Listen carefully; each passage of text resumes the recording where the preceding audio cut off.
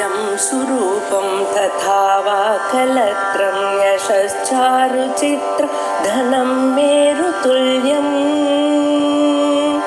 मनश्चेन लग्नं गुरोरङ्घ्रिफन्ने ततः किं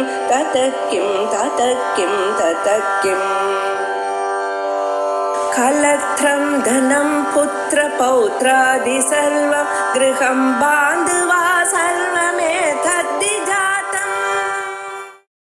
यद्यद्वेद्यं वस्तु स तत्त्वं विषयाख्यं तत् ब्रह्मैवेति विदित्वा तदहं च ध्यायन्त्येवं यं सनकाद्यामनयोजं तं संसारध्वान्तविनाशं हरिमीडे ஸ்தோத்திரம் ஹரிஸ்தோத்திரம்னு பேரு. பகவத்பாதாள் அனுகிரகம் பண்ணியதான ஸ்தோத்திரங்கள்ல ரொம்ப பிரசித்தமான ஸ்தோத்திரம் இது. இந்த ஹரிமீடே ஸ்தோத்திரத்துல பகவான் மகாவிஷ்ணுவை தியானம் பண்ணக்கூடியதான ஸ்தோத்திரம் பண்ணக்கூடியதான வழியாக வேதாந்த தத்துவங்களை நமக்கு சொல்றார். பகவத்பாதாள் அவர் எந்த ஸ்தோத்திரம் எழுதினாலும் அதுல உபனிஷத்துகள் பரிபூர்ணமாக இருக்கும். உபனிஷத் தத்துவங்களை ஸ்தோத்திரம் வழியாக நமக்கு சொல்லி நமக்கு தெரியாமலேயே தத்துவம் நமக்கு புரிய வைக்கணுங்கிறது தான் அவருடைய ஒரு உயர்ந்ததான ஒரு சுரூபம். அதே மாதிரிதான் மற்ற ஆச்சாரியாலும் பண்ணியிருக்கார். பகவத் ராமானுஜரோ அல்லது தேசிகரோ இவாள்லாம் அப்படித்தான் பண்ணியிருக்கார். ஆனா அதுக்கெல்லாம் வழிகாட்டியா இருந்தவர் பகவத்பாதர். தத்துவங்கள் உபனிஷத்துல இருக்கிறது, அது உபனிஷத்தை வாசிக்கிறதுங்கிறது எல்லோராலையும் முடியாது, ரொம்ப கடினமானது. அதை குருமுகமாகத்தான் அறியணும். அப்படி அறிந்தாலே அது ரொம்ப கஷ்டமா இருக்கும். ஆனா எல்லோருக்கும் புரியணுங்கிறதுக்காக ஆச்சாரியர் என்ன பண்ணிருக்கார், அத ஒரு ஸ்தோத்திரம் பகவத் ஸ்வரூபமாக சேர்த்து வச்சு அதுல அடக்கி நமக்கு கொடுத்திருக்கார். அப்படிப்பட்டதான ஸ்தோத்திரத்துல விசேஷமாக இருக்கக்கூடியதான இந்த ஸ்தோத்திரம் 8 ஸ்லோகம் ஆச்சு. இப்போ 9வது ஸ்லோகம். இதுல என்ன விசேஷம்னா, பழைய பாடம் நம்ம நோட்டு பண்ண ஞாபகம் வச்சுக்கணும் நிர்பந்தம் இல்லை. உபனிஷத்துலயோ அதுலயோ என்னன்னா அது கண்டினியூஸா இருக்கும். இவைகள்ல அப்படி இல்லை. ஒவ்வொரு ஸ்லோகமும் தனித்தனியாக ஒரு விஷயத்தை, ஆனா அந்த விஷயத்துல இருக்கிறது எல்லாம் பிரம்மஸ்வரூபத்தை தான் சொல்றது. இப்ப பாப்போம். யத்யத்வேத்யம் வஸ்து தத்வம் விஷயாக்யம் தத்தத் பிரம்மைவேதி விதித்வா ததஹம் ச த்யாயந்த்யேவம் யம் சனகாத்யா முனயः அஜம் தம் சம்சாரத்வாந்த விநாசம் ஹரிமீடே. தம் சம்சாரத்வாந்த விநாசம் ஹரிமீடேங்கிறது முன்னாலேயே சொல்லிவிட்டேன். அது ஒவ்வொரு ஸ்லோகத்திலையும் வரும். தம் அவரை வணங்குகிறேன், ஈடேன்னா வணங்குகிறேன் அர்த்தம். அவர் யாரு? சம்சாரத்வாந்த விநாசம், சம்சாரம் எனக்கூடியதான இருட்டை, காரிருட்டை, இதை போக்குறவர். விநாசகம் இருக்கணும், அது வியாக்கரணத்துல விநாசம்னு சொல்லலாம். அதனால விநாசம்னு ஸ்லோகத்துக்காக சொல்லியிருக்க. சம்சாரத்வாந்தத்தை, சம்சாரம் எனக்கூடியதான இருட்டை போக்கடிக்கிறவர். சம்சாரம்ங்கிற ஒரு இருட்டு எப்படி வந்திருக்கு அப்படின்னா, வெளிச்சமாத்தானே இருக்கு. இவ்வளவு லைட் போட்டிருக்கேன், பகல்ல சூரியன் இருக்க, சம்சாரத்துல இருட்டுங்கிற இளையனர் இந்த இருட்டை சொல்லல, உள்ளூர இருக்கக்கூடியதான இருட்டை சொல்ற. உள்ளூர நமக்கு எதை கேட்டாலும் தெரியல, வாழ்க்கையில வரக்கூடியதான துன்பங்கள் எது வந்தாலும் அந்த துன்பங்களை போக்கக்கூடியதான வழி நமக்கு தெரியல. ஏதோ ஒரு துன்பம் எழதான் நம்ம அதுக்கு முயற்சி பண்ணி கொண்டிருந்த போதிலும் மேலும் மேலும் வந்து கொண்டே இருக்கு. அப்படிப்பட்டதான அந்த துன்பங்களுக்கு காரணமா இருக்கக்கூடியதான அறியாமையை நீக்கணும். அதை யாரு நம்மளால நீக்க முடியாது. பகவான் சொல்றார், தெய்வீ கேட்டா குணமயி மம மாயா துரத்தியா மாமேவ ஏ பிரபத்தியந்தே மாயாமேட்டாம் தரந்தே. பகவானை யாரு சரணாகத்தை அடைகிறாரோ அவளைதான் மாய விடும். மாயையே கொஞ்ச நாளும் மாய விடாது. ஏன்னா அது உங்களை பிடிச்சுட்டு இருக்க, உங்கள இடத்துல ரொம்ப இஷ்டமா இருக்கிறதுக்கு. அப்படிப்பட்டதான் அந்த மாயம் உங்களை விடுமோ? பகவானை பிடிச்சுட்டேன்னு வச்சுங்களேன், பகவான் கண்டா நடுந்துருது. ஆகையால் பகவான சரணாகத்தை அடையணும். அப்படிப்பட்டதான அஜானத்தை, மாயையை நீக்கக்கூடியவர் அந்த பரமாத்மாவை ஸ்தோத்திரம் பண்றேன் அப்படின்ட்டு. இப்ப இந்த ஸ்லோகத்துக்கு பிரயோஜனம் என்ன? நமக்கு என்ன தெரிகிறது? அஜானம், காரிருட்டு, துன்பங்கள் போவது அப்படிங்கிறது பிரயோஜனம். துன்பங்கள் போறதுக்கு மூலமா இருக்கக்கூடியது ஞானம்தான் அஜ்ஞானத்தை போக்கடிக்கும். வேற எது போக்கடிக்கும்? இருட்டை போக்கடிக்கிறது வெளிச்சம் தான். வெளிச்சம் வராம பிராணாயம் பண்றேன், குதிக்கிறேன், சாப்பிடுறேன், ஓடுறேன்னு சொன்னா இருட்டு போகாது. இருட்டு போகணும்னா அதுக்கு ஒரே ஒரு வழி. என்ன வழி? லைட் வரணும். வெளிச்சம் வந்தாதான் இருட்டு போகும். அதே போல ஞானம் வந்தால்தான் அஜ்ஞானம் போகும். அந்த ஞானமானது யாரால வரும்? பகவானால வரும். ஈஸ்வர அனுகிரகாதேவ பும்சாம் அத்வைத வாசனா. பகவத் அனுகிரகத்தினால்தான் நமக்கு வரும். ஆகையால் அந்த பகவானை துதிக்கிறேன் அப்படி. சரி, அந்த பகவான் எப்படி இருக்க? ஏதோ ஒரு இடத்துல ஒரு லோகத்துல இருக்காரோ? எங்கும் வியாபிச்சு. எங்கும் வியாபிச்சா நமக்கு தெரியணுமே, தெரியலையே. அதான் சொல்றார், எல்லா பொருளையும் ஊடுருவி இருக்கார். எத் எத் வேத்யம் வஸ்து சதத்வம் விஷயாக்கியம். உலகத்துல தாங்கள் எதை பார்க்கிறீர்களோ, எதை அறிகிறீர்களோ, மனிதனுக்கு அறிவானது ஐம்புலன்கள்னால வருது. கண்ணால உருவத்தை பார்க்கிறேள், காதால சத்தத்தை கேட்கிறேள், மூக்கால வாசனையை அறிகிறேள், நாக்கால சுவையை அறிகிறேள், அதே போல தோலால உணர்ச்சியை அறிகிறேள். இப்படி ஸ்பர்சத்தை அறிகிறோம். இப்படி ஐம்புலன்கள் தான் நமக்கு ஞானத்தை உண்டு பண்றது. கவனிச்சுக்கணும், மனசு ஞானத்தை உண்டு பண்ணல. மனசு என்ன பண்றது? கொண்டு வந்து கொடுத்ததான இந்த ஞானங்களை டெவலப் பண்றது. ஓஹோ, இந்த உருவம் இருக்கு, இந்த சப்தம் இருக்குன்னா இப்படி இருக்குமோ என்னமோ அப்படின்னு சொல்றது. இன்னாரு சொன்னார்னு சொன்னா சொன்ன விஷயத்தை வச்சுட்டு மனசை கற்பனை பண்றது. மனசு புதுசாக ஒரு அறிவையும் அறியாது. மனசுடைய சுபாவம் அப்படி. நமக்கு வரக்கூடியதான அறிவுகள் எப்படி இருக்கு? 5 சேனல்ஸ், 5 தான். சப்த, ஸ்பர்ஷ, ரூப, ரச, கந்தங்கள். இந்த 5 அறிவுகள் ஐம்புலன்கள்னால நமக்கு வருது. இந்த ஐம்புலன்கள்னால அறியக்கூடியதான விஷயங்கள் எல்லாமே all objects in the world. இதை ஏதாவது ஒன்னால் அறிஞ்சிடலாம். நீங்க கண்ணால் அறியலாம், காதால் அறியலாம், மூக்கால் அறியலாம். எந்த பொருளா இருந்தாலும் சரி. நல்ல வாசனையா இருக்க, மனத்தோட கூடி இருக்க மூக்கால் அறிகிறேன். நல்ல சுவையா இருக்கா நாக்கால் அறிகிறேன். உங்களால அறிய முடியாத பொருள் உலகத்துல ஏதாவது இருக்கோ? அது சூட்சமா இருக்கலாம். அப்ப டெலஸ்கோப் வச்சு பாத்துக்கிறேன், மைக்ரோஸ்கோப் வச்சு பாத்துக்கிறேன், எட்டி இருந்தா டெலஸ்கோப் வச்சு பாத்துக்கிறேன். ஆகையால் எந்த பொருளா இருந்தாலும் ஒரு சாதனத்தினால நீங்க அறியலாம். ஆனா அந்த சாதனத்தினால அறியக்கூடியதா இருந்த போதிலும் அது ஐம்புலன்கள்னாலத்தான் அறிய வேண்டி இருக்கு. இந்த ஐம்புலன்கள்னால வரக்கூடியதான பொருள்கள் எல்லாமே வேத்தியம் வஸ்து, நோன் ஆப்ஜெக்ட், நோவபிள் ஆப்ஜெக்ட். எத் வேத்தியம் வஸ்து சதத்வம் விஷயாக்கியம். இதுதான் சார் விஷயங்கள்னு சொல்ற. ஆப்ஜெக்ட்னு சொல்ற. நம்ம சாதாரணமா ஆப்ஜெக்ட்னு சொன்னா என்ன அர்த்தம் தெரியுமா? Object of the knowledge. நமக்கு வரக்கூடியதான அறிவுக்கு விஷயமானது. விஷயம்னு நம்ம சொல்றோம். ஆப்ஜெக்ட்னா ஆப்ஜெக்ட் ஆஃப் தி நாலெட்ஜ்னு அர்த்தம். அதை குறுக்கிய ஆப்ஜெக்ட்னு சொல்லிவிட்டோம். நமக்கு எப்பொழுதும் சுருக்கமா இருக்குமோ இல்லையா? ஒரு மனுஷன் பேரு பெருசா சீதாராமகிருஷ்ணன், கோபாலகிருஷ்ணன் இருந்தா ஜிபி அப்படின்றோம். என்னடா விவகாரம், அது இனிஷியல வச்சு சுருக்கமா பேசணும். அதே மாதிரி தான் ஆப்ஜெக்ட் அது நாலெட்ஜ்னு சொல்றதுக்கு பதிலா ஆப்ஜெக்ட் அப்படின்னு சொல்லிட்டு இருக்கோம். அதான் விஷயம். இந்த விஷயமானது 2 அம்சங்கள் நம்ம கவனிக்கணும். அந்த விஷயமானது எதை நீங்க அறிகிறீங்களோ அந்த விஷயத்துக்குள்ளேயே பிரம்மம் இருக்கு. ஏன்? உலகம் எல்லாம் அவர் தான் தயார் பண்ணியிருக்கார். நீங்க எதை பாக்குறீங்களோ இதை சிருஷ்டி பண்ணினது அவர். சிருஷ்டி பண்ணினார்னா அதுக்குள்ள அவர் இருக்காருன்னு. தங்கத்தினால வந்த செங்கிலியில தங்கம் இருக்கா இல்லையா? தயிரானது பால்ல இருந்து வந்தது. இந்த பால் தயிர்ல இருக்கா இல்லையா? இருக்க. அதனால்தானே வெளுப்பா இருக்க, இல்லைன்னா கருப்பான இருக்கணும். விவகாரம் என்னன்னு, எல்லா பொருளும் தன் காரியத்துக்குள்ள காரணம் இருக்கும். காட்டன் வேஷ்டின்னு சொன்னா அந்த வேஷ்டிக்குள்ள நூல் இருக்கத்தான் இருக்கும். நூல் வேண்டாம் எனக்கு, வெறும் வேஷ்டி கொடுங்கன்னு வருமோ? வராது. அதே போல எந்தெந்த விஷயங்கள் நீங்க பார்க்கிறீர்களோ அந்த விஷயங்களை எல்லாம் பரமாத்மா தயார் பண்ணினார். ஆகையால் பரமாத்மா அதுக்குள்ள ஊடுருவி இருக்கார். யத்யத்வேத்யம் வஸ்து தத்வம் விஷயாக்கியம் தத்தத் பிரம்மைவேதி விதித்வா ததஹம் ச தத்தத் பிரம்மைவ. அது எல்லாமே பிரம்மன் தானே. ஒரு டேபிளா இருக்கட்டும், ஒரு சேரா இருக்கட்டும், ஒரு ஷவரா இருக்கட்டும், ஒரு கல்லா இருக்கட்டும், எல்லாம் பிரம்மன் தான். ஏன்? அதுக்குள்ள அது எப்படி மோதிரமா இருக்கட்டும், வளையா இருக்கட்டும், செங்கிலியா இருக்கட்டும், கிரீட்டமா இருக்கட்டும், எதுவா இருக்கட்டும், அது எல்லாத்துலயும் தகம் இருக்கா இல்லையா?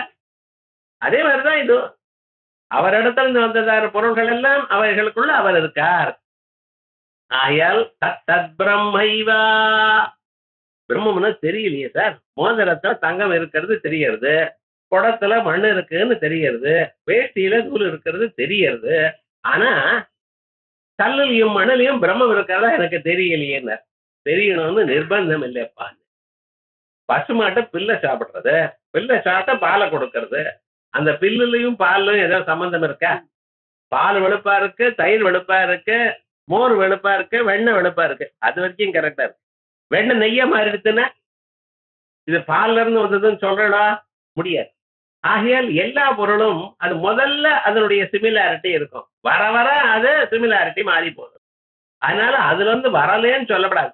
பசும் பால்ல இருந்து வந்ததுனா தானே பசு நெய்ன்னு சொல்றேன். அந்த நெய்யில பசு காணப்படலையேன்னு அர்த்தம். என்ன பண்றது? முடியாது. அதே விதமாகத்தான் பொருள்கள்ல பிரம்மம் காணப்படாத போனாலும் அதுக்குள்ள அவர் இருக்கார். நீங்க ஏதோ என்ன நம்புன்னு சொல்றீங்க சார், நிஜமா அது ஏதாவது ஒரு ப்ரூஃப் வேண்டாமா அப்படின்னு கேட்டேன்னா இருக்கப்பா. தங்க செங்கிலின்னு ஏன் சொல்றேன்? தங்கத்தினால் வந்த செங்கிலினால தங்க செங்கிலிங்கிறேன். மண்குடம்னு ஏன் சொல்றேன்?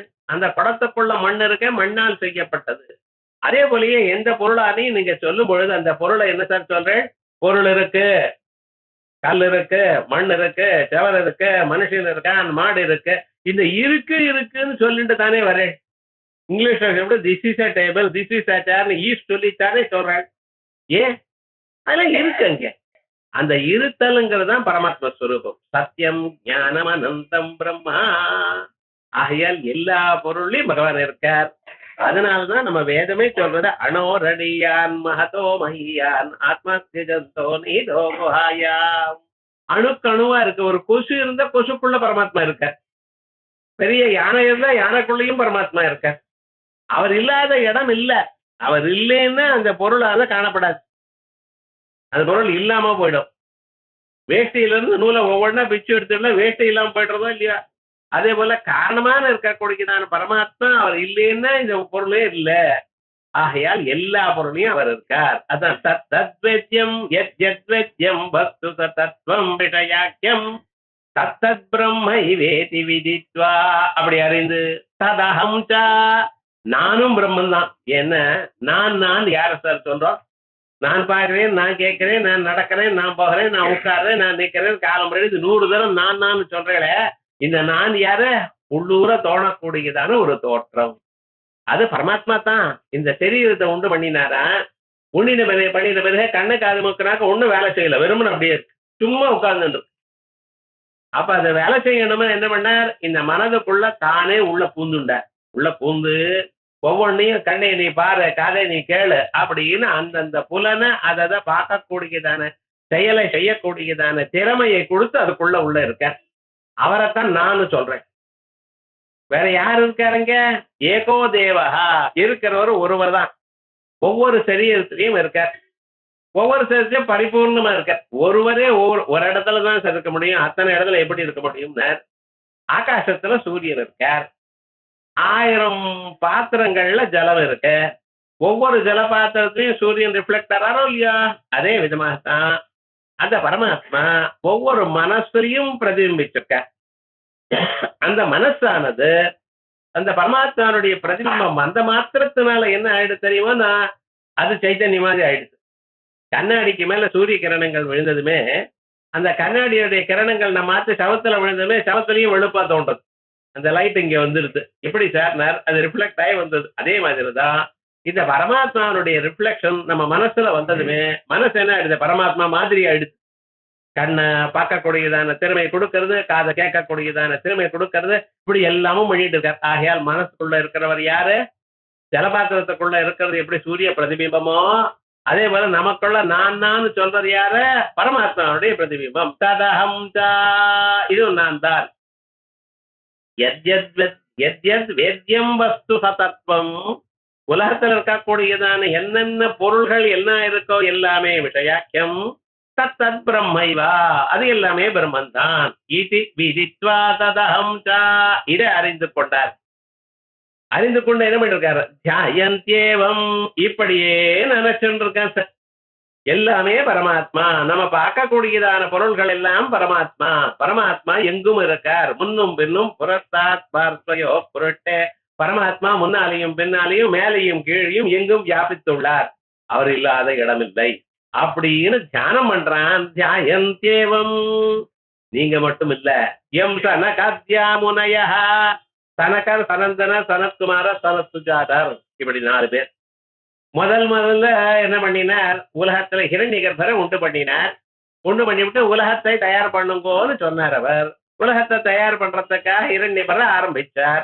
ஆரம்பிக்கும் பொழுது முதல்ல என்ன பண்ணினார் தெரியுமா, பிரம்மதேவர் இவாளை தயார் பண்ணினார். தயார் பண்ணி நீங்க உலகத்தை உண்டு பண்ணுங்கோனார். அவ பார்த்தாராம் சுத்த சத்துவ பிரதானம், ரொம்ப சுத்தமான வெளுப்பா இருக்கிற மனசு. அதுக்கு இந்த உலகத்தை குழந்தைகளை உண்டு பண்றது, உலகத்தை பெருக்கிறதுங்கிற அபிப்பிராயம் இல்லை. அவ என்ன பண்ணினார், ஆனந்தமாக தபஸ் பண்ணிக்கிறோம்ட்டா. ஏதோ சொல்லிட்டு இருக்க, எங்களுக்கு இது பிடிக்கல, நாங்க தபஸ் பண்ணிட்டு தியானத்திலேயே இருக்கோம்ட்டாராம். அப்புறம் பார்த்தார், என்னடா அது இப்படியாச்சு, நாரதரை உண்டு பண்ணினார். அவர் பக்தரா போயிட்டார். எனக்கு பகவன் நாமாவில் இருக்கக்கூடியதான சுவையானது வேற எதுலையும் படுக்கல, ஆகையால் நான் அதுல பண்ண எனக்கு விருப்பமே இல்லையே, என்ன பண்ண சொல்றேன். ஏன்னா ஒரு மனுஷன் எந்த செயல் பண்றதா இருந்தாலும் அதுல விருப்பம் இருக்கணும், அப்பதான் நன்றாக பண்ண முடியும். ஏனோ தானோ நான் அதட்டி பண்ணினா அது சரியா வராது. எனக்கு விருப்பம் இல்லையே, என்ன பண்றது அப்படின்ட்டு சாதின்னு. அதுக்கப்புறம் காசியப்பர், மரீச்சி, அத்ரி, புலகர், புலஸ்தியர் அப்படின்னு 7 பிரஜாபதிகளை தயார் பண்ணினார். அந்த பிரஜாபதிகள் கொஞ்சம் தயார் பண்ணி கொஞ்சம் கலந்துருக்கா இல்லையோ, அதனால கொஞ்சம் தயார் பண்ணினா. அதுக்கப்புறம் அவாதான் உலகத்தை தயார் பண்ணினாரா. அதான் முதல்ல பிரம்ம மானச புத்திரர், பிரம்மதேவருடைய மனசினால் செய்யப்பட்டதான இவாள்லாம். இவ என்ன பண்ணினார், பரமாத்மாவே தியானம் பண்ணிட்டு இருக்க. அவளும் ஞானத்தை அடைஞ்சிருக்க. ஞானத்தை அடைகிறது மட்டும் இல்ல, அதுக்கப்புறம் அதுல இருந்து இறங்கி வர மாட்டேங்கிற தவர். அப்படிப்பட்ட நிலை. நாமும் தியானம் பண்றோம், ஒரு 10 நிமிஷம் இல்ல ஒரு 5 நிமிஷம். அதுக்கப்புறம் என்ன, டெலிபோன் வந்ததுமே தியானம் போயிடுது. என்ன பண்றது? ஏன்னா அது தியானம் நீக்க மாட்டேங்கிறது மனுஷனுக்கு. ஏன்டா நல்ல காலம் இருக்குமோ என்னமோ, ரொம்ப முக்கியமோ என்னமோ, அது அடுத்ததான் நீங்க சொல்ல போறல. ஒரு 15 நிமிஷம் அனுப்புறம் பண்ணினா என்ன கிடையாது, அது அப்பவே பார்க்கணும். அப்படின்னு மனுஷாளுக்கு இந்த இன்னொருத்தரோட பேசுறதுல இருக்கக்கூடியதான ஒரு இன்பம் இருக்கு பார்த்தேல, அது தெரியாமலேயே அதை தவிர்க்க முடியாம போயிடுது இப்ப இருக்கக்கூடியதான மனுஷாளுக்கு. பழைய நாள்ல அப்படி கிடையவே கிடையாது. இங்க இருந்து பக்கத்து ஊருக்கு போயிட்டு வரேன்னு சொல்வார். போயிட்டு திரும்பி வந்த பிறகுதான் நம்ம பத்திரமா இருக்காருன்னு நமக்கு தெரியும். இல்லைன்னா போயிட்டு அதுக்கப்புறம் வேற யாராட்ட மனுஷா ஒரு 10 நாள் ஆகும். இப்ப என்னடா, இங்க இருந்து சென்ட்ரல் ஸ்டேஷன் போறதுக்குள்ள 4 டெலிபோனுக்கு. பஸ் ஏறிட்டேன், பஸ் வந்துட்டு உட்கார்ந்து இருக்கேன், ஸ்டேஷனுக்கு போயிட்டேன், பிளாட்ஃபார்ம் டிக்கெட் வாங்கினேன், உள்ள போனேன், உட்கார்ந்துட்டு இருக்கேன், ட்ரெயினுக்கு. ஏன் சார் நீங்க போறேன் தானே கிளம்பிருக்கேன், ஒத்துண்டு தானே நான் இருக்கேன், ஏன் 100 தரம் சொல்றேன். அதுக்குள்ள மனசு தாங்கல மனுஷா. அப்படி இல்லை முன்காலத்துல. அதே மாதிரியே இந்த சனகாதிகள்லாம் என்ன பண்ணிட்டார், அவளுக்கு சமாதியிலிருந்து வெளியில வர்றதுக்கே இஷ்டம் இல்லையா. பகவத்கீதையில சொல்றார், ஸ்தித பிரஜ்ஞஸ்ய கா பாஷா சமாதிஸ்தஸ்ய கேசவா விததி கிம் பிரபாஷேத கிமாசீத விரஜேத கிம். சமாதியிலிருந்து வெளியில வந்தவன் எப்படி இருப்பான், சமாதிக்குள்ள இருக்கிறவன் எப்படி இருப்பான், இப்படி எல்லாம் அர்ஜுனன் கேட்கும் பொழுது சமாதியில இருக்கக்கூடியவனுக்கு ஸ்தித பிரஜன்னு பேர், சமாதியத்திலிருந்து வெளியில வந்தவாளுக்கு ஸ்திததின்னு பேர். இவ எப்பவுமே ஸ்தித பிரஜனாகவே இருக்கணும்னு நினைச்சுட்டு இருக்காளாம். பார்வதி பரமேஸ்வரால் கைலாசத்துல இருக்கும் பொழுது ஆலமரத்தடியில அவர் தட்சிணாமூர்த்தி கோலமாக எல்லோருக்கும் உபதேசம் பண்ணிட்டு இருக்கார். இந்த உபதேசம் பண்ணி கொண்டிருக்கும் பொழுது இவ என்ன பண்ணிருக்காரு, சமாதியில போயிட்டார். அவரும் பார்த்தாரா, இவரே சமாதியில போயிடும் பொழுது நாம் என்ன உபதேசம் பண்றது, மௌனமா இருக்கார் அவர். அவரும் சமாதியில எடுத்துட்டார். இப்ப எல்லாம் இருக்கும் பொழுது இந்த ஒரு நாளைக்கு பிரத்யட்சமானார் பரமேஸ்வரர். பிரத்யட்சமாகும் பொழுது இவளை கேட்கிறார், எதற்காக தபஸ் பண்ணிட்டு இருக்கேன். அவர் சொல்றார், எதற்காகன்னு அவனுக்கு ஒன்றும் தெரியலையே, ஒரு பிரயோஜனத்தையும் எதிர்பார்க்கல, எங்களுக்கு இது வேணும்னு நாங்க தபஸ் பண்ணல, சௌக்கியமா இருந்துட்டு இருக்கோம், தபஸ் பண்ணினாதான் சௌக்கியமா இருக்கு, இது பண்றது. சரி நீங்க போயிட்டு வாங்கன்னு அனுப்பிச்சுட்டார். ஏன்னா ஒரு பிரயோஜனம் இல்லாத போனா என்ன பண்றது. இந்தூருக்கு வந்து மறுபடியும் அதே தான் பண்ண. அங்கே ஆலமரத்தடியில உட்கார்ந்து இருக்கார், இங்க வேற மரத்தடியில உட்கார்ந்து தபஸ் பண்ணிட்டு இருக்க. ஏன்னா அந்த பகவத் ஞானாமிருதம் உங்களுக்கு தோணித்துன்னா வேற எதையுமே சுவைக்காது. வேதாந்தம் மனசுல போச்சுன்னா அதுக்கப்புறம் மீதி ராமாயண பாரதாதி கூட சுவைக்காது. ஏன்னா இதுதான் நிஜமாக ஆத்ம தத்துவத்தை சொல்றது. இதுதான் உங்க மனசுக்கு நிம்மதியை கொடுக்கறது. அதுல கதை இருக்கு. அந்த ராமாயண பாரதாதிகள்லாம் பல பிறவைகள்ல கேட்டுதான் இங்க வந்திருக்கோம். ஞாபகம் வச்சுக்கோ. இங்க எல்லாம் ஈஸ்வர அனுகிரகம் இருந்தால்தான் இங்க வர முடியும். அப்படி வந்திருக்கோம். ஆகையால் இந்த நிலவல் வந்த பிறகு இந்நிலைய வந்த பிறகு மறுபடியும் கீழே இறங்கறதுக்கு மனசு இடம் கொடுக்கல. அப்படி தபஸ் பண்ணிட்டே இருக்கார். மறுபடியும் இங்க தபஸ் பண்ணிட்டு இருக்கா. இங்க ஒரு குழந்தை வந்து உட்கார்ந்துருக்கு இவருக்கு முன்னால. அந்த குழந்தைக்கு ஒண்ணும் தெரியாது. அந்த குரு மாமி சொல்லியிருக்காரு, எனக்கு எத்தனை தடவை சொல்லி கொடுத்தாலும் ஒன்றும் தலையில ஏறல. அது யார் தபஸ் பண்ணிட்டு இருக்காரு, நீ போய் உட்காருன்ட்டார். சரின்னு போய் உட்கார்ந்துருக்க. குழந்தை எல்லாம் சொன்னதெல்லாம் அப்படியே கேட்கல, ஒன்றும் தெரியாது. கொஞ்ச நேரம் அனுப்புறம் பரமேசன் மறுபடியும் பிரத்யட்சமானார். மறுபடியும் பிரத்யட்சமே சனகாதிகளுக்கெல்லாம் கேட்டார், என்ன ஐயா மறுபடியும் ஏன் தபஸ் பண்றேன் அப்படின்னு. அதே ஆன்சர் தான், எங்களுக்கு தபஸ் பண்ணினா தான் சௌக்கியமா இருக்கு. உலகத்துல ஒரு விஷயம் பிடிக்கல, எதையும் பிடிக்க மாட்டேங்கிறது, எதுலையும் மனசு நிக்க மாட்டேங்கிறது, பங்களதான் தபசு நிக்கிறது அப்படின்னு கேட்டிருக்கலாம். அப்ப அவர் பார்த்தா சரி சௌக்கியமா இருங்க அப்படின்னு போக சமயத்துல இங்க இருந்த குழந்தையும் பார்த்துட்டார். குழந்தைக்கு உனக்கு என்ன வேணும் அப்படின்னு கேட்டார். சின்ன குழந்தையா இருந்தா நமக்கு ஒரு இஷ்டம் தானே, பரமேஸ்வரன் உனக்கு என்ன வேணும்னு கேட்டார். இந்த குழந்தை பார்த்துதான், நான் ஒன்னும் யோஜனை பண்ணலைங்க, என்ன கேட்கணும்னு எனக்கு தெரியல. இதற்கு முன்னால பண்ணி யோஜனை பண்ணி ரெடியா வச்சுட்டா தானே பகவான் பிரத்யட்சமாவான்னு நமக்கு தெரியுமா? தெரியாது. இருந்தா போல இருந்து நீங்க பூஜையில உட்கார்ந்துட்டு ஏதோ பவா எதேவா நமஹா அப்படின்னு வில்வத்தினால பூஜை பண்ணிட்டே இருக்கு. பரமேஸ்வரன் டக்குன்னு எதிர்க்கிறது என்ன வரம் வேணும்னு கேட்டா என்ன சொல்வள்? நாட் ப்ரிப்பேர், ஒன்றும் தெரியாது நமக்கு. டோட்டலி இந்த மெக்கானிக்கெல்லாம் பண்ணிட்டு இருக்கோம். பண்ணினா நல்லது அவ்வளவுதான், தவிர இது வேணும் அது வேணும் பண்ணலையே. இது பரமேஸ்வர பிரீத்தியர்த்தம்னு சங்கல்பத்தோட தானே பண்ணிட்டு இருக்கேன். இந்த சங்கல்பம் கூட அப்ப மறந்து போச்சு. என்னடா பண்றதுன்னு தெரியல. அந்த குழந்தை பார்த்ததான் அப்படியே கீழே இருந்து மேல பார்த்ததுன்னு இந்த பரமேஸ்வரன் கையில உடுக்க இருந்தது. டக்குன்னு ஞாபகம் வந்துருந்ததுக்கு. அது என்னமோ இருக்கு, அதை கொஞ்சம் வாசியுமேந்து அத்தரான். ஆஹாஹா, அந்த குழந்தைக்கு என்ன வேணும்னு கூட கேட்க தெரியல பாத்தீரா. சரி, அவனுக்கு எது வேணுமோ அதை நான் கொடுப்பேன். அதான் எப்பொழுதுமே நீங்க ஏதாவது கேட்டலைனால் கேட்டதை தான் வரும். ஆனால் நீங்க இதுன்னு கேட்காத போனால் பகவான் என்ன பண்ணார், எது உங்களுக்கு நல்லதோ எது உங்களுக்கு வரணுமோ அதை கொடுப்ப. அவர் என்ன பண்ணார், அப்படி கொடுக்கே ஐயவனு ஏவோ ஐய வரட்டு லன் ஞமங்கனம் ஜபன் ஜடதஷ கபா சடதா சடதா கபாய் சடதர் ஹல் அப்படின்னு 16 தரம் அப்படி ஆட்டினாராம். அது ஆட்டினதுமே அதை வச்சுண்டு சரின்னு போயிட்டாரு. இல்ல பரமேஸ்வரன் தான் மாஹேஸ்வராணி சூத்ராணி, பரமேஸ்வரனுடைய சூத்திரங்கள். இதை வச்சுண்டு வியாக்கரணம் முழுக்க எழுதிவிட்டார் சார். 4000 சூத்திரங்கள் எழுதி பாணினி வியாக்கரணமே எழுதிவிட்டார். இதெல்லாம் எதனால வந்தது? அந்த 14 சூத்திரங்கள்னால வந்தது. முதல்ல ஒரு 5 சூத்திரங்கள் பண்ணினார், அதுக்கப்புறம் 9. எப்படின்னா ஸ்ரீசக்கரத்துல 9 கோணம் 5 கோணம் இருக்குன்னு சொல்ற பார்த்தீங்களா. இதுக்கெல்லாம் மூலம் அது. நந்திகேஸ்வரர் இதை கேட்டார், அவர் சும்மா இருக்கக்கூடாது, அதுக்கு ஒரு காமெண்ட்ரி எழுதிவிட்டார். அதான் நந்திகேஸ்வரர் தான் காஷிகான்னு பேர். காஷிகாங்கிற ஒரு வியாக்கியானம். அதை வச்சுண்டு எல்லாமே உபாசனா மார்க்கமாகவும் ஞான மார்க்கமாகவும் இருக்கு. எல்லாம் பரமேஸ்வரன் தான் எல்லாத்தையும் தயார் பண்ணினான்னு எழுதி கொடுத்துருக்க. ஏன் சொல்ல வந்தேன், இப்படி அந்த மகர்ஷிகள் எல்லாம் எம் சனகாத்யா முனயோஜம், சனகாதி முனிகள் எல்லாம் அந்த பரமாத்மாவை தியானம் பண்ணிட்டு இருக்காளாம்.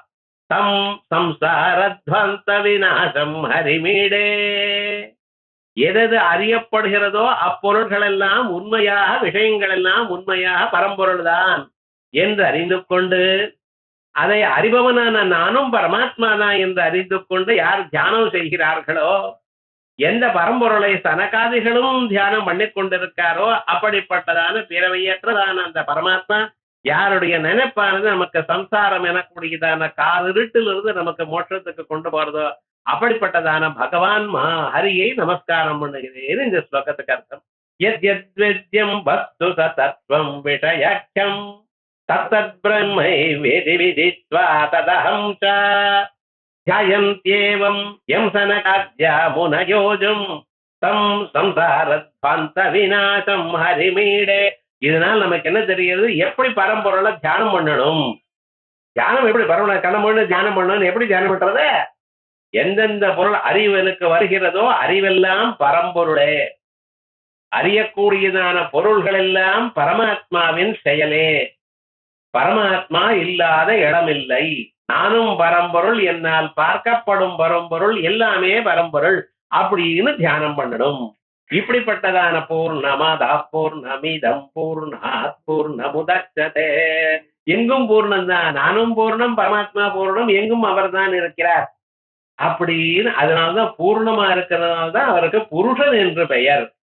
பூர்ணத்வா புருஷா அப்படின்னு. அப்படிப்பட்டதான அந்த பரமாத்மாவை இப்படி தியானம் பண்ணணும்னு இந்த ஸ்லோகத்தை நமக்கு சொல்லிருக்காரு. தியான முறை எப்படி தியானம் பண்ணணும்னு நமக்கு தெரியாது, உபனிஷத்துல இருக்கு. ஆனா அத இப்படி தியானம் பண்ணணும்னு இங்க சொல்லல. எங்கும் பரமாத்மா உள்ளார் அவ்வளவுதான் சொல்றது அங்க. ஆனா நீர் எப்படி தியானம் பண்ணணும்ங்கிறது இது போல பிரகரணங்கள்ல தெரியும். ஒரு தியான முறையை நமக்கு சொல்றார். அடுத்த ஸ்லோகத்துல இதுக்கு வேற விதமா சொல்றார். எல்லோருக்கும் ஒரு மாதிரி இருக்கார். சில பேருக்கு சில தியான முறை கிட்டும். அவ எந்தெந்த வழியில பழகி இருக்காளோ அதுக்கு தக்கவார ஜன்மாந்தர வாசனை சம்ஸ்காரம் எப்படி இருக்கோ அதுக்கு தக்கவாரத்தான் வரும். டக்குன்னு சில பேருக்கு கோபம் வரும். சில பேர் டக்குன்னு யாராவது வார்த்தையை பேசி விடுவா. சாதாரணமா இருக்கும் பொழுதே பேசி விடுவா. ஏன்? அதாவது அந்த வழக்கம். தியானம் பண்ணினா தான் போகும். யாரையும் தப்பு சொல்லக்கூடாது. வழக்கம் அது. அந்த சம்ஸ்காரங்கள் வாசனைகள்லாம் டக்குன்னு போயிடுமோ? போகாது. ஆனா அதை தியானம் பண்ண ஜபம் பண்ண பண்ண பண்ண கொஞ்ச நாளைக்கு அது நாளடவுல குறையும். நல்ல வழக்கங்கள் அவ்வளவு சுலபமாக வரதில்லை மனுஷியாள். ஏன்? நல்ல மனுஷியால் குறைச்சலோ இல்லையா? லோகத்துக்கு இப்படி இருந்துருக்க தமோ குண பூயிஷ்டமா இருக்கக்கூடியதான மனுஷியால் அவளோட தான் பழகிறோம். பழகும் பொழுது அதே வாசனைத்தான் நமக்கு வர்றது. அதை நீங்க போக்கடிக்கணுமையான, நீங்க சுத்தமாக்கி கொள்ளணுமையான அதுக்கு முயற்சி நீங்க பண்ணணும். என்ன பண்ணணும்? பகவானுடைய நாமாவை சொல்லணும், அவருடைய மந்திரத்தை ஜபிக்கணும், அவரை தியானம் பண்ணணும், உபனிஷத்துகளை கேட்கணும். இப்படி சிரவண மனன நிதித்தியாசனங்களால்தான் நாம் முன்னேறலாம்.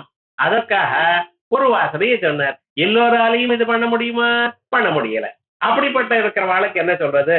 அடுத்ததாக சொல்றார். யத்யத்வத்யம் தத்ததஹம் நேதி விஹாய ஸ்வாத்மஜ்யோதிர்ஞானமயானந்தமவாப்ய தஸ்மின்னஸ்மித்யாத்மவிதோயம் விதுரீஷம் தம் சம்சாரத்வாந்த விநாசம் ஹரிமீடே. இதற்கு முன்னால சொன்னதுக்கு இது மாறுதலா இருக்கு. இதுக்கு முன்னால ஒரு உபாசனை சொன்னேன். அந்த உபாசனை என்ன சொல்றது? மத்தியமாதிகாரி. சாதாரணமாக உலகத்துல இருக்கிற மனுஷால் அத்தனை பொருளையும் பார்க்கிறார், சுவைக்கிறார், ரசிக்கிறார். வெறுமை தனியா உட்கார முடியறதா? இல்ல. ஏதோ ஒன்று பார்க்கணும், ஏதாவது கேட்கணும், யாரோட ஏதாவது பேசணும். சும்மா இருக்க முடியல. ஒரு மனிதன் சும்மா ஒரு கணமும் இருக்க முடியாதுன்னு சாஸ்திரமே சொல்றது. நஹி கஷ்டித் கடமபி ஜாது திஷ்டதி அகர்மகிருத். யாரும் ஒரு கணமும் ஒரு செயலும் செய்யாமல் இருக்க முடியாது. அவனை ஏதாவது பண்ணிட்டே இருக்கணும். என்ன பண்றான்னு தப்பு தட்டா பண்ணிட்டு இருக்கான். இது பண்ணப்படாதோ அது பண்ணிட்டு அவன் தெரியலையே, சும்மா இருக்க முடியலையே.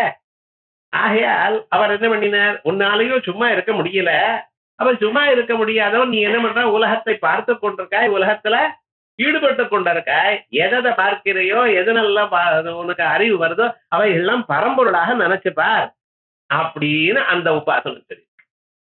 இந்த உபாசனம் கொஞ்ச நாள் பண்ணினா என்னாச்சுன்னு அதை பரம்பொருளாக பார்க்க பார்க்க நமக்கு என்னாச்சுன்னு அதுல ஒரு அந்த விஷயத்துல பற்றுறதுல போய் பரம்பொருளை தான் பிடிச்சுட்டு இருக்க மனசு. நாம் எதை பார்க்கிறோமோ அதுல ஆகிடுறது மனசு. நாம் இத்தனை நாளா எல்லாம் பரமாத்மா எல்லாம் பரமாத்மா நினைக்க, எல்லா பொருளும் பரமாத்மா இருக்க, பொருளை விட்டுட்டு பரமாத்மாவே மனசை நினைக்க ஆரம்பிச்சது. பரமாத்மாவை நினைக்க ஆரம்பிச்சதுமே இப்ப என்ன ஆயிடுச்சுன்னு இப்ப அந்த பொருள் இடத்துல இவன் மனசு நாடல, போகல. அப்ப என்ன பண்றதுன்னு அப்ப சொல்றார். யத்யத்வேத்யம் தத்ததஹம் நேதி விஹாய ஸ்வாத்மஜ்யோதிர்ஞானமயானந்தமவாப்ய. இத்தனை நாள எதை பார்க்கிறேனோ, எதை சுவைக்கிறேனோ, எதை ரசிக்கிறேனோ எல்லாம் பரமாத்மா என்று நினைத்தேன். இப்ப சொல்றார் அது அப்படி இருக்கட்டும். நீ எதை பார்க்கிறையோ அது நான் இல்லைன்னு தெரிஞ்சுக்கோ. எதை பார்க்கிறேனோ அது நான் இல்லை. ஏன்னா நான் எதை பார்க்கிறேனோ அதை நான் எப்படி சொல்றேன்? இதுங்கிற எந்த பொருள் எதை நாம பார்க்கிறோமோ அதை என்ன சொல்றோம்? இது. எட்டி இருந்தால் அது, இது அது என்று சொல்கிறேனே ஒழிய நான் என்று சொல்கிறேனோ? கொஞ்சம் யோசனை பண்ணி பாருங்க. எந்தெந்த பொருள் அது எவ்வளவு விலை மிகுந்த பொருளா இருக்கட்டும், உபயோகம் இல்லாத பொருளா இது குப்பை அப்படிங்கிறோம். சாரி, தங்கம் எடுத்து பத்திரமா வீங்கோ அப்படிங்கிறோம். எது விலை மிகுந்ததா இருக்கட்டும், இல்ல உபயோகம் இல்லாததா இருக்கட்டும், இது என்றுதான் சொல்லி வழக்கம். அதே போலயே எட்டி இருந்தால் அது என்பேன். அதுன்னு சொன்னாலும் நான் அங்கு போனேன்னு அது இது ஆயிடுதுன்னு, இது ஆயிடுது. அங்கே போய் இந்த பொருளை அதுங்கிறேன், அங்கே போன பிறகு இங்க இருந்து நான் எதை அதுன்னு சொன்னேனோ அது இதுங்கிறேன். அப்படித்தானே வழக்கம். இங்க இருந்து அமெரிக்காவுக்கு போனேன்னா அங்க இருக்கிறவங்கள இது பார்த்தா எவ்வளவு நன்னா இருக்குங்கிற. நம்ம ஊர்லயும் இருக்க எவ்வளவு வீடெல்லாம் குப்பை உபயோகம் இல்லை அப்படின்னு அங்க இருந்து அதுங்கிறோம். இங்க வந்த பிறகு என்ன இருந்தாலும் நம்ம ஊர்ல வந்து தூங்கினா தான் நன்னா இருக்கு. அங்க எல்லாம் கரெக்டா தான் சார் இருக்கு, நீட்டா இருக்கு. ஆனா மனசுல தான் நிம்மதியே இருக்க மாட்டேங்குது. எங்கேயாவது வெளியில போகணும்னா யாராவது சார் அழைச்சிட்டு போகணும்.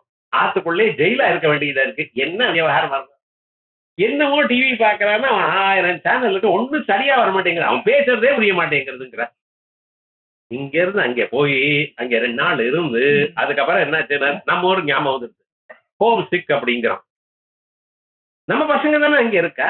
ஆமா, உங்க பசங்க தான் போனேன், அங்கதான் இருக்கு. ஆனா அங்கே போனா இந்த ஊர் கோவில் இங்க எல்லாம் 4 பேர் இந்த பிடிச்சி தள்ளி இப்படி கோவிச்சுண்டு இதுதான் நன்னா இருக்கு. ஏகார்த்தம் அங்க இருந்தா ஒருத்தரும் மகத்தை கொடுத்து பேச மாட்டேங்கிறா சார். பேசினாலும் நமக்கு புரிய மாட்டேங்குது. நம்ம குரங்கு மாதிரி பேசுறாரு. இப்படி எல்லாம் நல்லதாச்சு இல்ல நன்னதான் இருக்குன்னு ஒரு கடைக்கு போனோமா ஏதாவது வாங்கினோமா அது சாப்பிட்டோமா ஒண்ணும் கிடையாது. பாதி சமைச்சு வச்ச பொருள் எதை தொட்டாலும் 10 விவகாரம். இவர் இந்த வாசனையிலேயே போயிருக்கான்.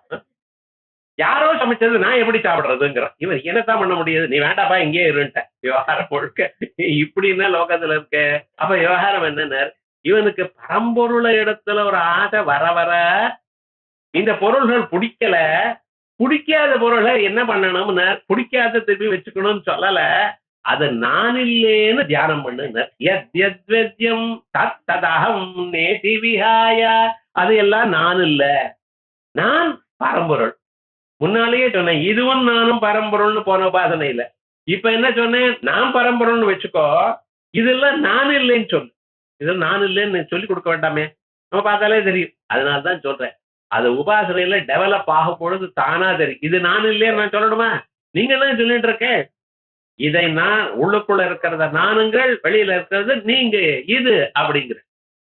எது வரைக்கும் கையில இருக்க இது சாக்லேட்ட வாயில போட்டுட்டு விழுகிட்டேன்னா சாக்லேட்டும் நானும் ஆயிட்டு. இப்ப விவகாரம் என்ன, இதுன்னு இது வரைக்கும் சொன்னதெல்லாம் உள்ள போன பிறகு அதுவும் நானாயிடுதோ இல்லையா? அதே மாதிரி நான் இது ஆகாது, இது நானாகாது. இது வெளியில இருக்கக்கூடியதான பொருள், நானுங்கிறது உள்ள இருக்கக்கூடியதான பொருள். வேதாந்தத்துல ஆரம்ப பாடம் யுஷ்மதத்மஸ்தேய கோச்சரையோ. உலகத்துல இருக்கிற பொருள் 2, நானு இது. இந்த இதுவானது என்னை துன்புறுத்தாமல் இருக்கணும், அதுக்கு வழி பாருங்கோ. இதானே முதல்ல சொன்னா. அதே மாதிரிதான் யத்யத்வேத்யம் தத்ததகம் நேதி விஹாய. எப்பொழுது இது நான் இல்லையோ அதை விட்டுருங்க. விஹாய ஸ்வாத்மஜோதிர்ஞானமயானந்தமவாப்ய. ஏன் சார் விடணும்? அது உனக்கு துன்பம் எப்பொழுதும் இன்பத்தை கொடுக்காதப்பா. எது நீ இல்லையோ அது எப்பொழுதும் உனக்கு இன்பத்தை கொடுக்காது. அது எது வரைக்கும் உனக்கு இஷ்டமா இருக்கோ அது வரைக்கும் தான் நீ அதை பிடிச்சிட்டு இருப்பாய். எப்பொழுது அது உனக்கு இஷ்டம் இல்லையோ அதை நீ விட்டுற. லோகத்துல அப்படித்தானே.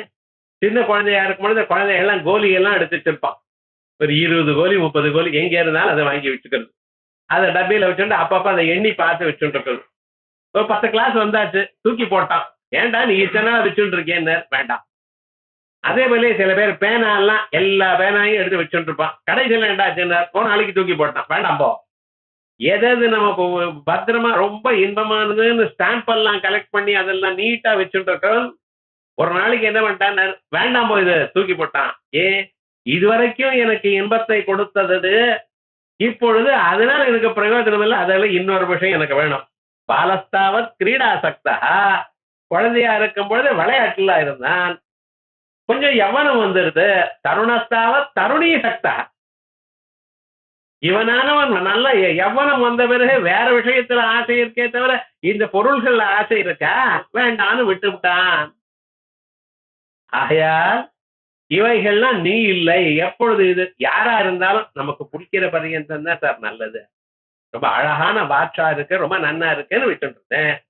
ஒரு நாளைக்கு இது வேலை செய்யல, என்ன பண்ணிட்டோம்? இத்தனை நாள் வேலை செஞ்சதே நமக்கு அது உபயோகப்பட்டதேன்னு விட்டுட்டு இருக்கோமா? வேலை செய்யன்னு விட்டுட்டா இல்லையா? வேண்டாம்னு தூக்கி போட்டா இல்லையா? ரொம்ப அழகா கார் வச்சுட்டு இருக்கோம், அதை ரொம்ப நன்னா இருந்ததுன்னு வச்சுட்டு இருந்தோம்.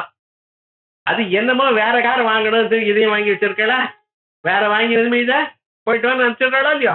அதுக்கப்புறம் அதை நினைச்சுளோ, நமக்கு இத்தனை உதவித்தேன்னு நினைச்சுளோ. அதே மாதிரிதான் எல்லா பொருளும். அழகா 3 வடம் செங்கில் போட்டிருந்தா மாமி, ரொம்ப அழகா. அதுல ஒரு அந்த எல்லாருக்கும் ஒரு வடம் தான், நம்மகிட்ட 3 வடம் பாருங்க எப்படி அழகா இருக்கு. ஒவ்வொன்றும் ஒவ்வொரு டிசைன்ல இருக்கு. இது மாதிரி எங்கேயுமே கிடைக்காது. இத்தனையும் சொல்லிட்டு இருந்த மாமி, யாரோ ஒருத்தர் வந்து சொன்னான், இது என்னது நீங்க இப்படி எல்லாம் போட்டிருக்கு, இது என்ன தேர் வடம் மாதிரி இருக்குதுங்க கழுத்துல போட்டிருக்கிறது, இதெல்லாம் என்ன மாடர்னா இருக்கிறது, என்ன 1 கிராம் கோல்டுன்னா போட்டுக்கணும், அதெல்லாம் நன்னா இருக்கும் அப்படின்னு சொல்லிவிட்டான் சார். இப்படி எல்லாம் போட்டுன்னா உங்களுக்கு நன்னாவே இல்ல, பழம் பசல் எட்டம் இருக்கு அப்படின்னு சொல்லிவிட்டேன். நேரா ஆத்துக்கு வந்து மாமாவை கேட்டு, இன்னைக்கே போய் 20 செயின் போடுங்க இதுல விவகாரம் முழுக்க. என்ன ஆச்சுன்னா, இது போல இதுவரைக்கும் 4 பேர் இதை ரசிக்கிறதுனால இது எனக்கு பிடிச்சது. எப்ப 4 பேர் இது நன்னா எல்லாம் ஃபேஷன் மாறிட்டுன்னு சொன்னேன்னா அது போனா போகட்டும்னு அதை அழிச்சு விட்டு வேற பண்ணிடுமோ இல்லையா? ஆய ஆத்மனஸ்து காமாய சர்வம் பிரியம் பவதி. உலகத்துல இருக்கக்கூடியதான எல்லா பொருளையும் நீங்க நேசிப்பது அது உங்களுக்கு சுகத்தை தருவது எனக்கூடியதான எண்ணத்தினால தான்.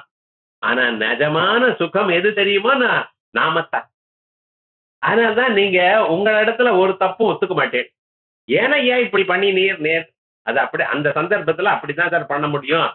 நீங்க என் பொசிஷன் இருந்தாலும் இதை விட மோசமா படுவேது.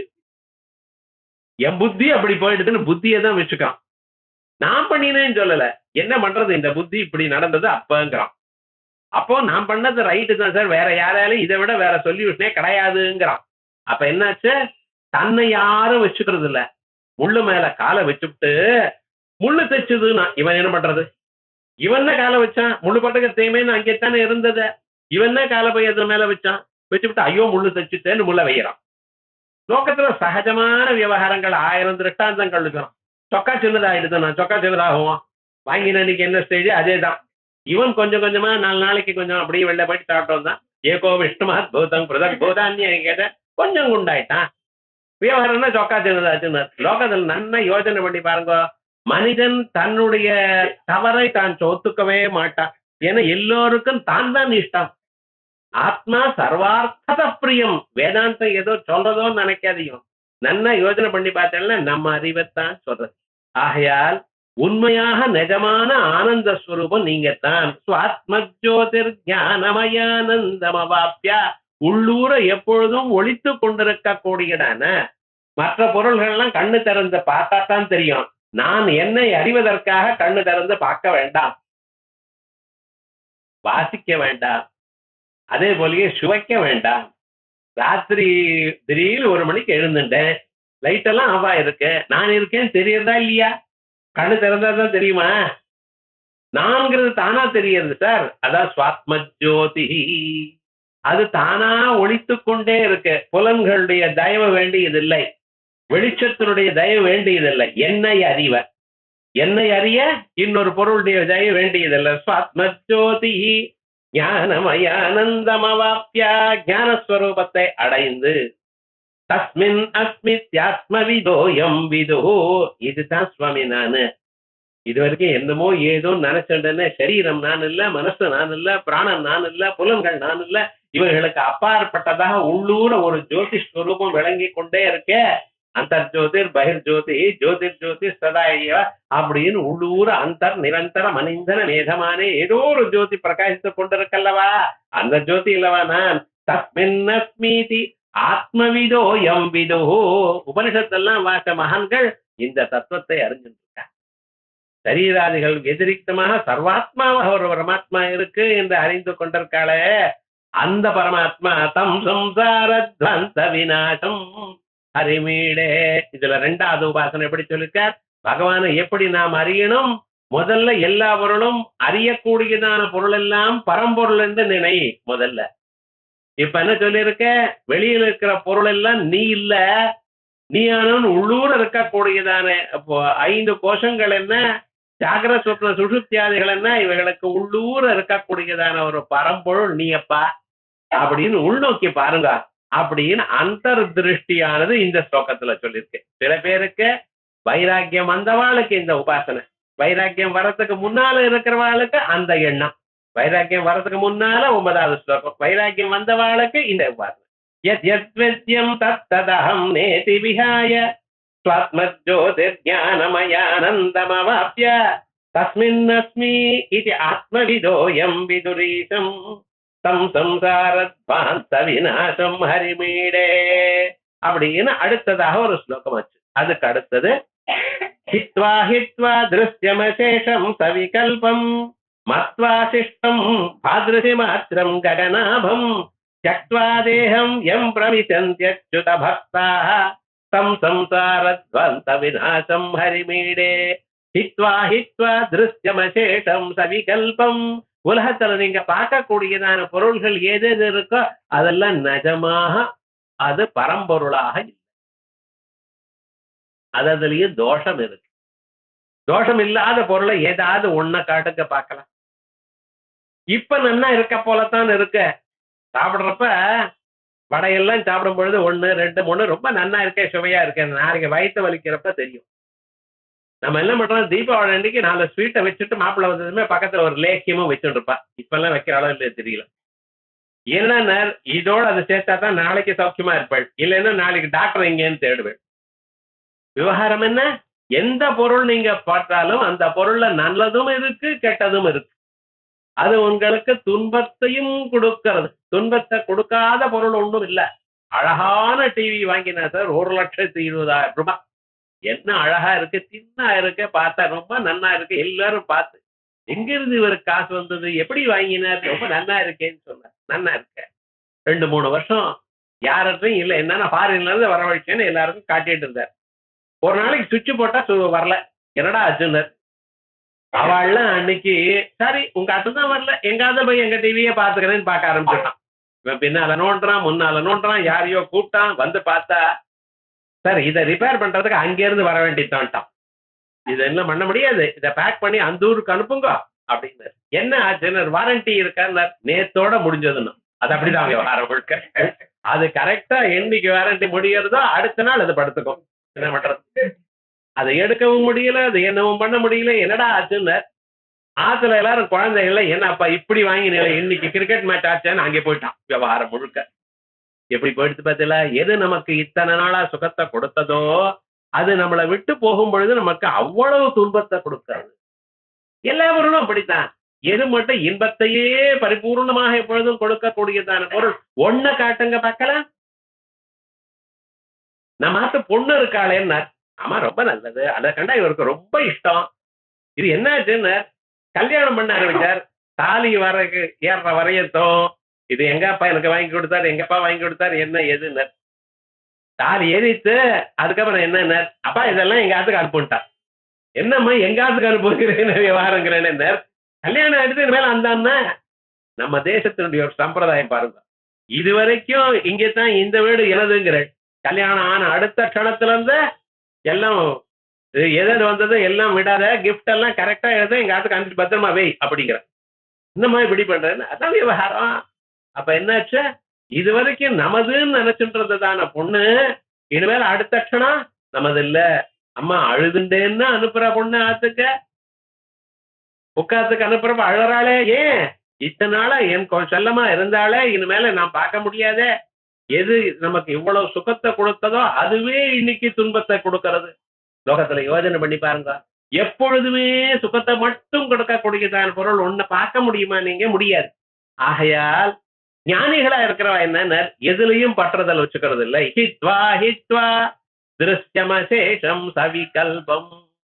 சவிகல்பம் இதுவா அதுவா, இப்படி இருக்கா அப்படி இருக்கா, எல்லா பொருளும் அப்படித்தான் ஒரு விகல்பத்தோடத்தான் இருக்க. விகல்பம்னு என்ன அர்த்தம், இப்படின்னு சொல்லலாம் அப்படின்னு சொல்லலாம். அதுல வித்தியாசம். சிலது 90% நன்னா இருக்கும், 10% தோஷம் இருக்கும். சிலதுல 90% தோஷம் இருக்கு, 10% நன்னா இருக்கு. ஒன்னும் சொல்ல முடியல விவகாரம் முழுக்க. அது மாதிரி ஹித்வா ஹித்வா திருஷ்யமசேஷம், எதை தாங்கள் பார்க்கிறீர்களோ சுவைக்கிறீர்களோ அறிகிறீர்களோ எல்லாமே ஒரு நாளைக்கு நமக்கு துன்பத்தை கொடுக்கக்கூடியது. அதனால்தான் அதுக்கு விஷயம்னு சொல்லிட்டு இருக்கலாம் இல்லையா, அதுக்குள்ள விஷம் இருக்கு. விஷயத்துக்குள்ள விஷம் இருக்கு. அந்த விஷமானது எப்படி ஆக்ட் பண்ணும் மனுஷாளுக்குன்னு தெரியவே தெரியாது. ஏன் பத்திரமா இருக்கணும். பொருளை நீங்க கையாளும் பொழுது எது வரைக்கும் நமக்கு இன்பத்தை கொடுக்குமோ அது வரைக்கும் தான் வச்சுக்கணும். அதிகமாக அதுல பற்றதை இருக்கப்படாது. ஈஷிச்சுட்டு இருக்கப்படாது. எந்த பொருளையும் ரொம்ப அது இல்லைன்னா நான் பிராணம் விடுறவேன்னு நினைக்கவே படாது. அப்படி பழகணுங்கிறார். ஹித்வா ஹித்வா திருஷ்யமசேஷம் சவிகல்பம் மத்வா சிஷ்டம் பாத்ருஷி மாத்திரம் ககனாபம். இவைகள்லாம் போன பிறகு சார் உலகமெல்லாம் இல்ல, இது தப்பு இது தப்புன்னு எல்லாத்தையும் விட்டுவிட்டேன்னா அப்புறம் என்ன இருக்குன்னு. ஒரு பொண்ணு கல்யாணம் பண்ணி கொடுத்தா அந்த பொண்ணை யாருக்குனார்? ஆயுர்வேத டாக்டருக்கு. இது என்னடா பிராரம்பம்? நான் ஆயுர்வேத டாக்டர் தான் கல்யாணம் பண்ணிக்கூடாது, நான் கல்யாணம் பண்ணிட்டார். விவகாரம் என்னாச்சுன்னார், இந்த அம்மா என்ன பண்ணினா போய் காய்கறி வாங்கிட்டு வாங்கோன்னு சொல்றேன். சரினாச்சு, அதுக்கு முன்னாடி காய்கறி வாங்கிட்டு வர்றார். கடைக்கு போறாரு மார்க்கெட்டுக்கு. கத்திரிக்காய் பார்த்தார், சாச்சா இது பித்தம், இது வாங்கப்படாது. முருங்கைக்காய் பார்த்தார், இதெல்லாம் காமஜனகம், இது வாங்கப்படாது. வாழைக்காய் பார்த்தார், இந்த வாழைக்காய் டெய்லி இதே தானே ஆரம்பிச்சா வேண்டாம். இப்படின்னு வரிசையா எத்தனை காய்கறி இருக்கோ அத்தனை காய்கறிலையும் இது படிச்ச தோஷங்கள்லாம் ஒரு ஞாபகம் வருது. கடைகள் என்னடா வெறும் கொத்தமல்லி மட்டும் வாங்கிட்டு வர, நான் என்ன பண்ணுவேங்கிறது அந்த மாசம். என்னடா விவகாரம்? ஒண்ணுமே இல்லையே, எல்லாத்துலயும் தோஷம் பார்க்கிறார் அவர். என்ன பண்றது? தோஷம் இல்லாத பொருள் உலகத்துல இருக்கோ? அப்படி நான் உலகத்துல எதிரியும் தோஷம் இருக்குன்னு பார்த்தேன்னா உலகத்துல வாழவே முடியாது சார். எல்லா பொருளையும் ஏதோ ஒரு இன்பம் துன்பம் கலந்துத்தானே இருக்க. மனிதனா இருக்கிறவன் என்ன பண்ணணும்? துன்பத்தை நீக்கி இன்பத்தை மட்டும் பெற முயற்சி பண்ணணும். அது என்ன புத்திசாலித்தனா? நீங்க எல்லாத்தையும் விட்டுருங்களேன்னு. நீங்க சொல்றது நன்னாத்தான் இருக்கு, ஆனா விவகாரம் என்ன, சில சமயத்தில் நீக்க முடியாதான ப்ராப்ளம் வருது. அண்டா பாயசத்துல ஒரு பல்லி விழுந்துருது, சாப்பிடு விழான்னா அது அமிர்தத்தோட கொஞ்சம் விஷம் கலந்துருது, பிரிக்க முடியுமோ? முடியாது. டிவியில வேணா காட்டலாம், சிரிக்கிறதுக்காக காட்டலாம், ஆனா விவசாயம் முடியாது, சாப்பிட முடியாது. அப்ப விவகாரம் என்ன? உலகம் அப்படி. ஆகையால் இவைகள்லாம் விட்டுட்டு இதுக்குள்ள இருக்கிற பரமாத்மாவை மட்டும் தியானம் பண்ணு. மத்வா சிஷ்டம், இதையெல்லாம் விட்டு விட்டு திருசி மாத்திரம் ககனாபம், உள்ள ஒளித்து கொண்டிருக்கக்கூடியதான அறிவு உருவமாக இருக்கக்கூடியதான திருமாத்திரம், எல்லாவற்றையும் பார்க்கக்கூடியதான அறிவூட்டக்கூடியதான அந்த ஸ்வரூபம் ஆகாசம் போன்றதான ஒரு ஸ்வரூபம். அதை பாரு, தேகம். இப்படி தியானம் பண்ணிட்டு அந்த பரம்பொருள் எப்படி இருக்கார்? அறிவு ரூபமா இருக்கார், ஒளிமயமாக இருக்கார். இப்படி எல்லா பொருளும் போன பிறகும் அவர் இருக்கார்.